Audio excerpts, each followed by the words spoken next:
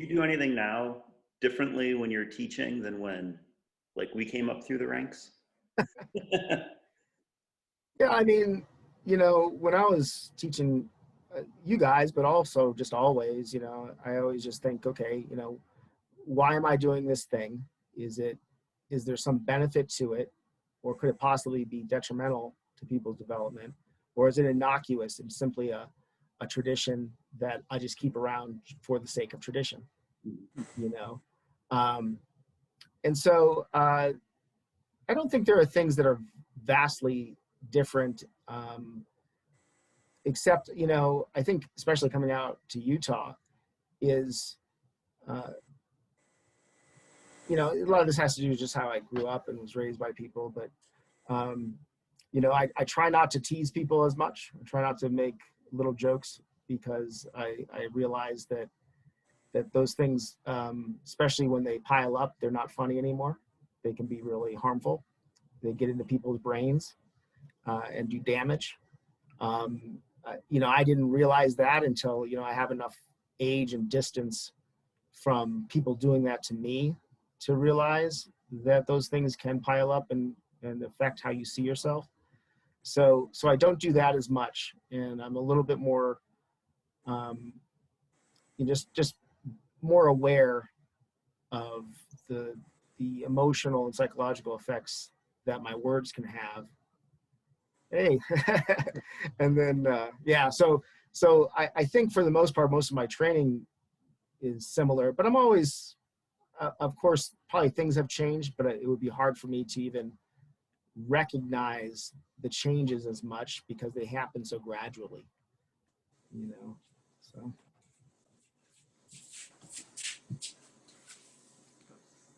that was Joey making a cameo making appearance. a guest appearance. Yeah. Well, he's much more experienced with these kinds of things than I am with his critical reading series, his book review series. He does a lot of the editing on those himself, so that's yeah, you told me that. That's, I mean, how amazing, how fantastic.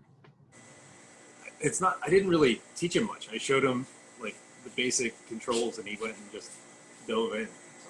So. Well, you know, that's actually kind of related to martial arts, is just the you know, like what are you know, I learned this just years ago watching my little brother, because my little brother taught himself how to play guitar, and I remember him sitting there and he'd play something, you know, on a cassette, you know.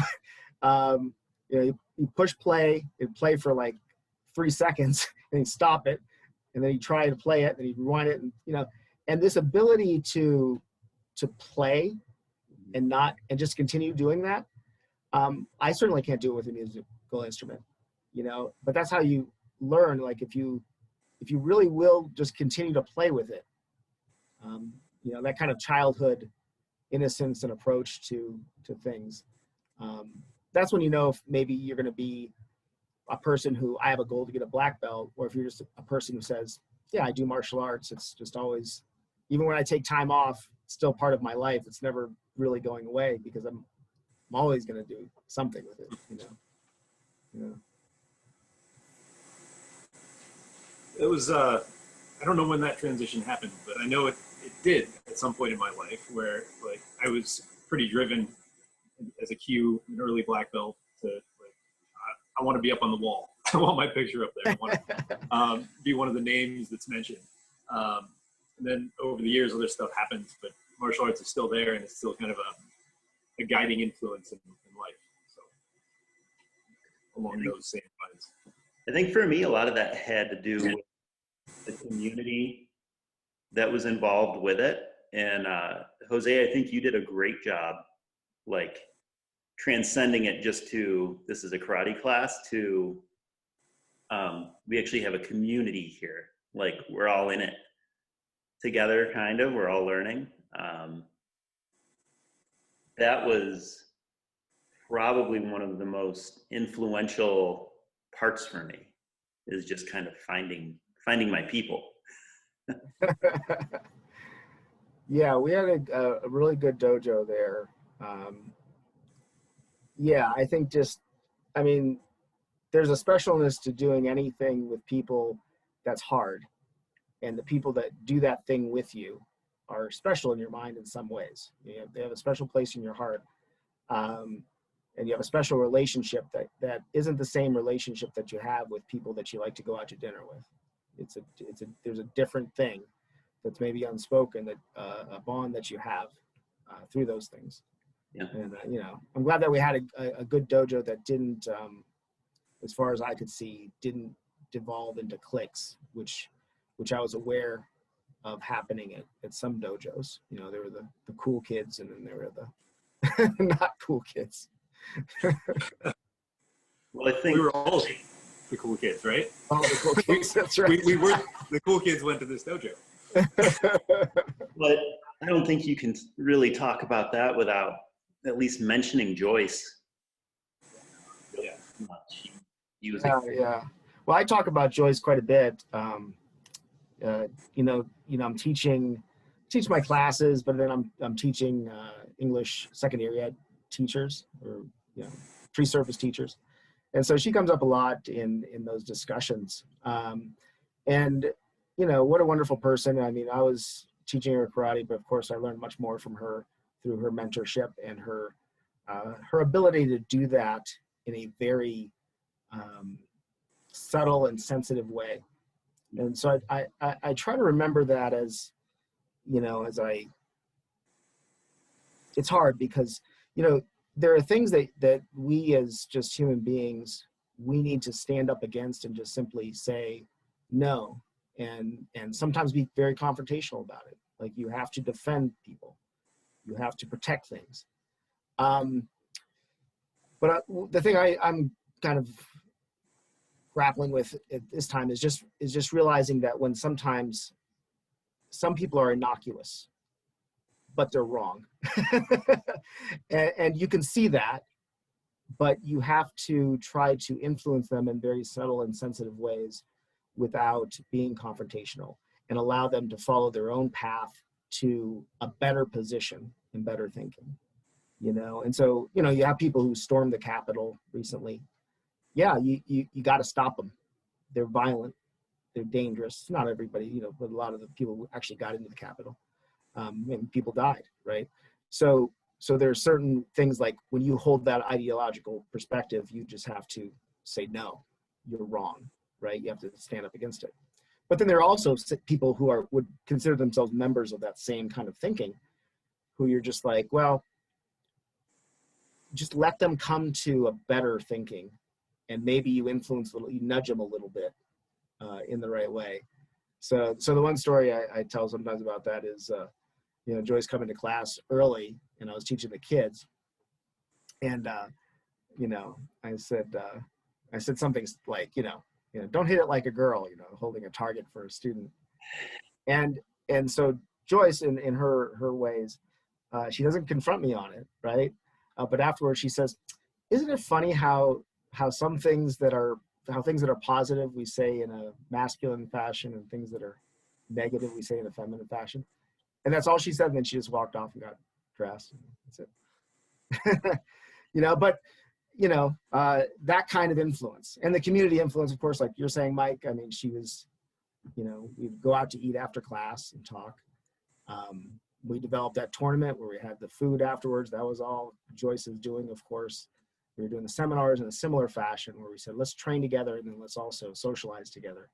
And it helped me along too in, not that I'm perfect, of course, but, I come out of the era of people talking trash about other martial artists and other schools. And she did a lot of good work in helping me just realize, like, we can really celebrate everybody doing martial arts, unless there's an instructor who is harmful.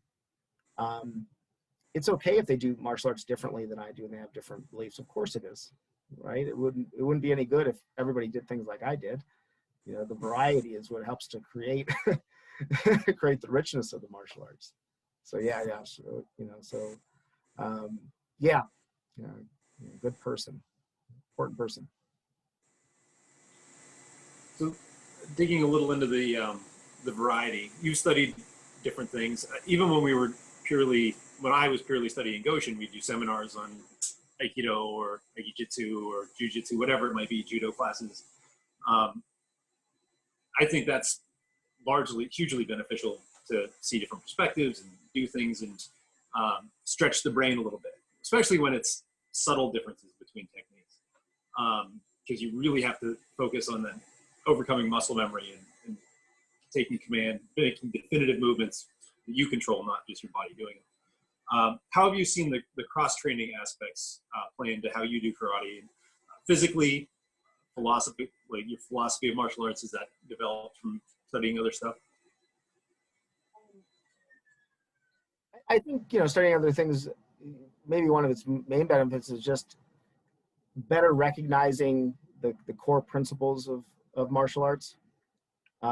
If like I can't train at this stage, I would find it very difficult to train in a martial art that, first of all, didn't have core principles, like or didn't identify their core principles, or had somehow core principles that were just too different than mine. Like I think I saw a video somewhere where someone was suggesting that when you're doing a seiken, that you would be driving off from the heel.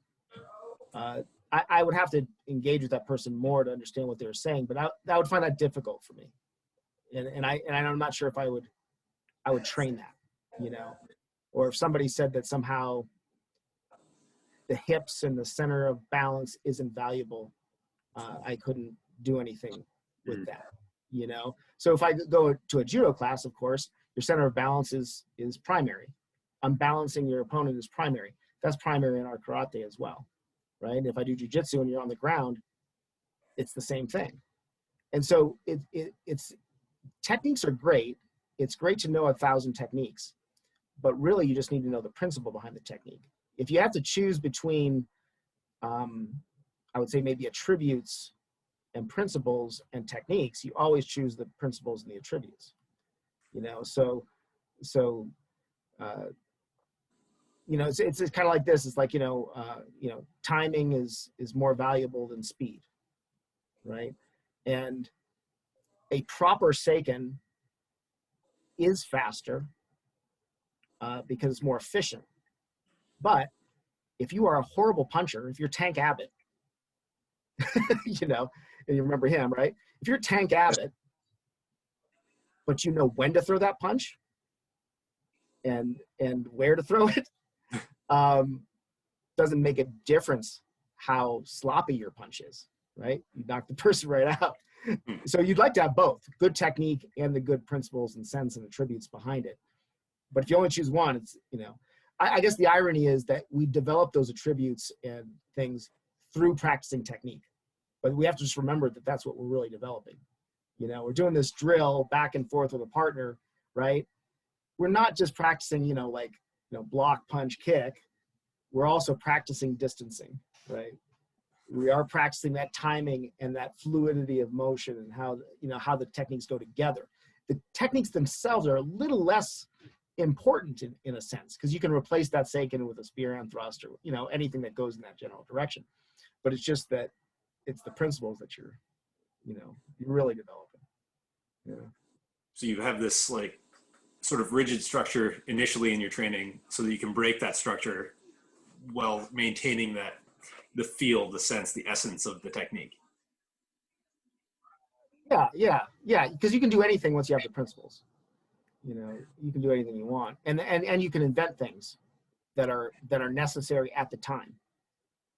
So this is, this is like when you get a student who can come in and do a jump spinning hook kick first day, right? They just have that athletic ability.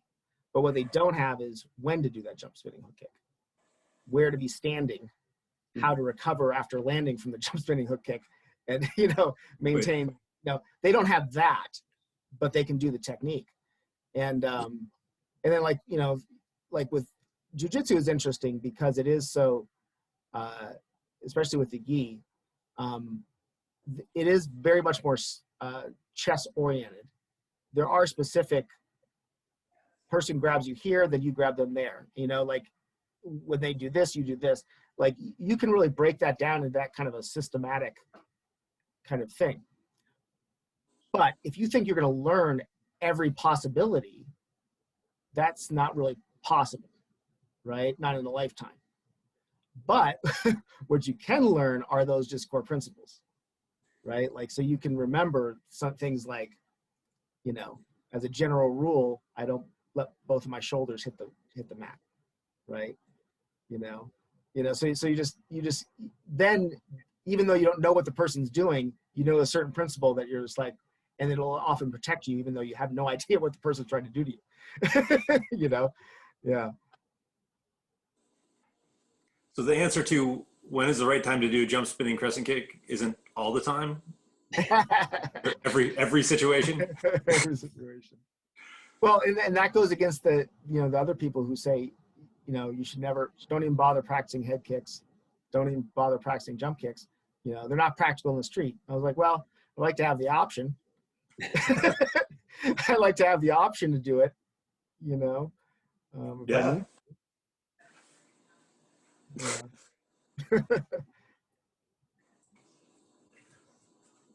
So one of the, as we were mentioning at the very beginning, that social aspect of karate is something that I've missed over the years, because we'd have really awesome conversations after class. We go to dinner, like you said, or even just sitting on the bench, waiting to go to the cars.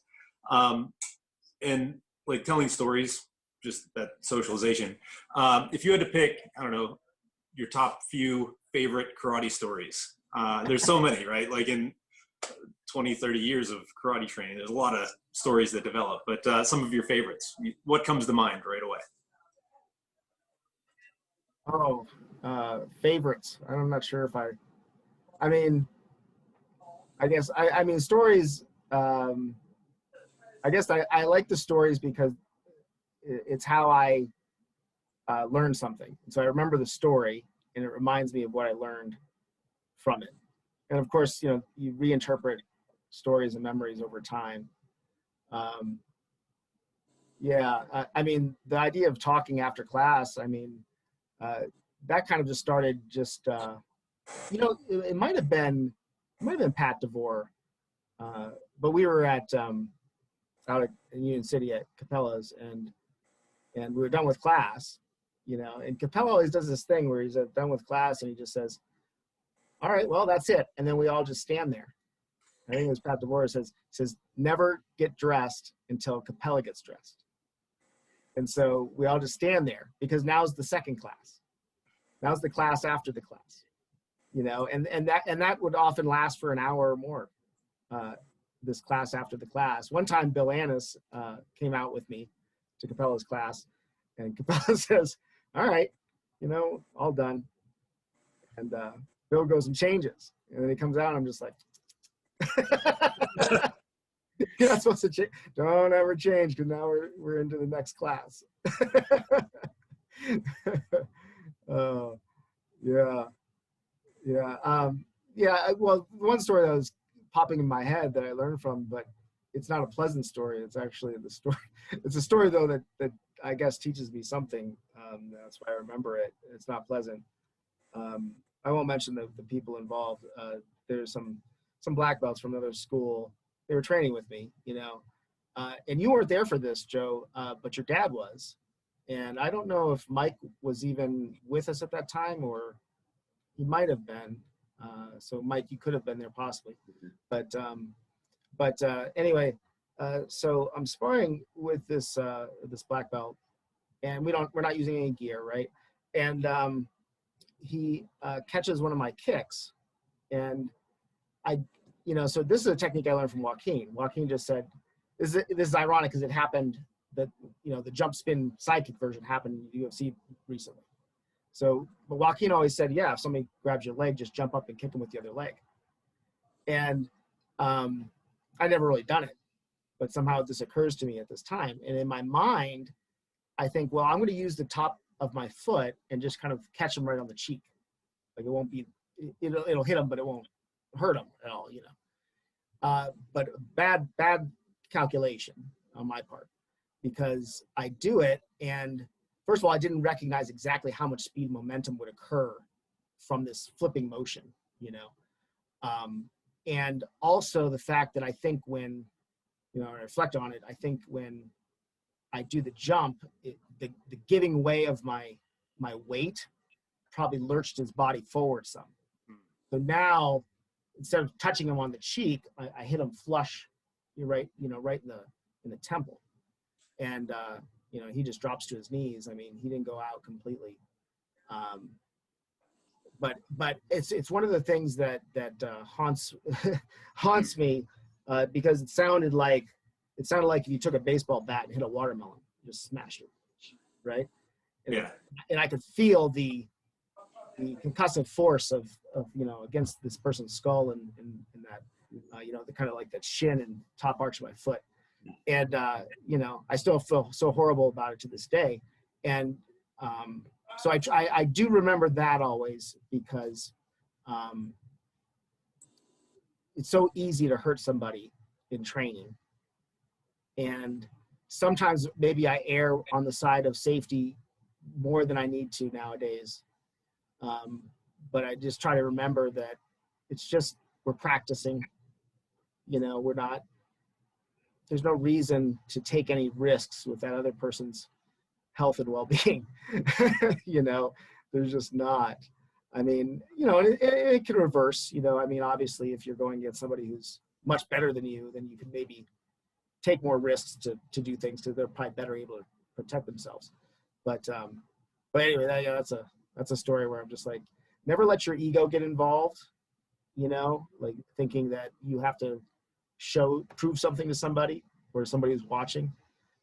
Just let them go. It's fine. People are going to think whatever they're going to think. Try to be humble. Martial arts is humbling, but when you get, you know, certain levels, you have to make sure that you also humble yourself. Sometimes you are humbled, and sometimes you have to really work at being humble. You know. Would you have any advice for any new martial artists on what to focus on, or advice for experienced black belts that might watch? Well, I mean, anybody who gets involved in martial arts, you know, consistency is the most important thing. You know, once you start, just keep going. Just keep going, even if you have to take a day off or a week off or whatever. Just try to show up. And showing up is the most important in everything about, as far as progress. If you'd like to get better at something, just show up, you know, and that's it. You just have to show up. And so people sometimes are looking for the fastest route, the most efficient route to getting a black belt or getting a high level of skill. It's really just showing up every day, you know. And when I think about the people that have gone by the wayside when I was training, I mean, I didn't have any special athletic ability, far from it. I just showed up every day. That's the only I guess, skill that I came with. You know, but black belts, I think the most important thing for black belts is if you're not progressing, you're regressing. And so if you decide that you're a black belt and you're just going to maintain, you're not going to maintain, you're going to get worse. There is no maintaining. And so you have to look at your techniques and figure out how to make them better, not think I'm just maintaining my techniques. You have to have some new challenges. So those are the things that I would encourage people to do. So I was looking at my list because we covered most of the stuff that was on. I haven't been looking. We did cover a lot of stuff. It's awesome. Yeah. So the last question on this list I thought was a clever one, but we'll see what you think. If you had a martial arts show of your own, who would you interview, and what kind of things would you ask? Well, you know, I think I would always interview our oldest martial artists that we have access to. You know, because the history of martial arts is, you know, it's just it's spotty. You know, and I was asking Capella about, you know, kind of like your question about Durant and the style and how it developed. I asked Capella about that same question, and all he could really say is, I was a 16-year-old kid. All I cared about was learning how to fight. Like, I didn't care about any of that stuff. And I think that's still the correct kind of attitude. It's like, I'm here just to learn, you know, how to do these techniques, you know.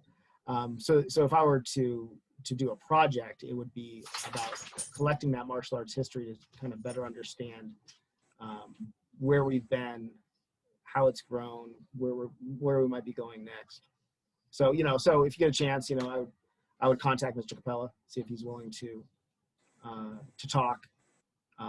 Obviously he's got, you know, that might take a number of interviews, but I would do that. You know, I would talk to Matt Durant.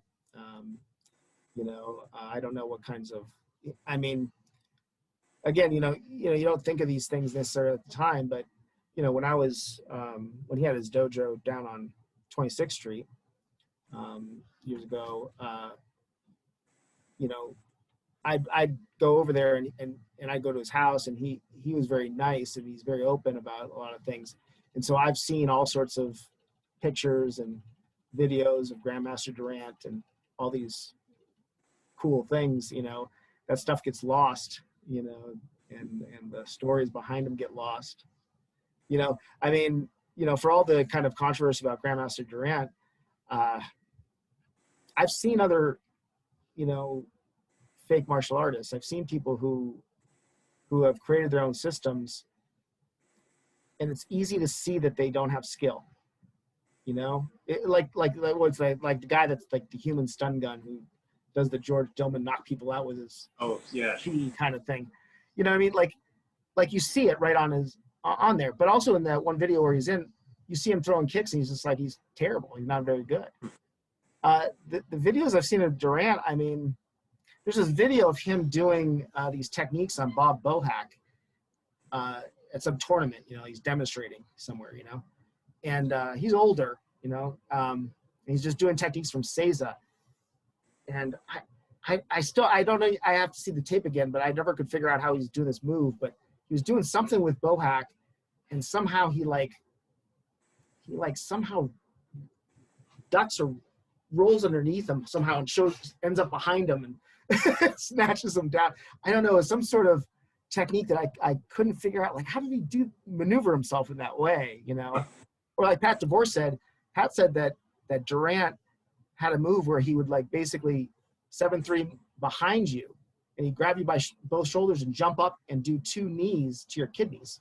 You jump up off both feet, you know, and I've kind of like tried to theoretically do that. I was like, I can't seem to figure out how to do that, you know? so anyway, yeah, I would definitely speak with people who are older and try to, we gain things with time and progress. I think we've progressed the martial arts in this country, certainly, but we lose some things. You know, it'd be nice to be able to recover those things. I don't know if you remember, I must have been a purple belt at the time, and I was at, I think it was Media Play, and that Ken Allgaier guy came up to me. I was in the martial arts section. He came up to me, and it was a really weird conversation, first off. Like, here I am, 18 years old or something, and this, like, 30-year-old guy or 40-year-old guy is coming up to me, like, oh, so you want to be in the martial arts? But then I mentioned Goshin Jutsu, and he just started like berating it and going after it. And then it was later on, I went on the internet and I found like all the stuff that he has written about. And you know, you talked about tradition and stuff throughout this. And I remember coming in the next day or the next class, and I was really upset. I was like, what is this stuff? Like, what are we learning here? Sure. But yeah, you got it in your head. in the end, and like, so 20 years later, I've had so many more experiences that really just verified that everything that we were doing and everything that I was learning in Goshin Jutsu was not that far removed from anything else that was being taught, right? It was,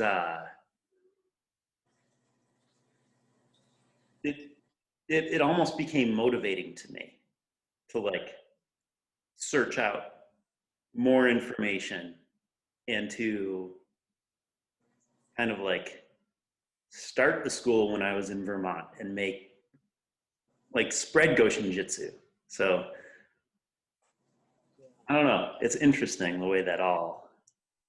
Well, I think this is something. Well, now to be very open with your students about this style, okay, and not try to pretend that it was some style, that old story. Durant jumped ship from the Merchant Marines and studied Japan. No, that's not true. He created a martial art.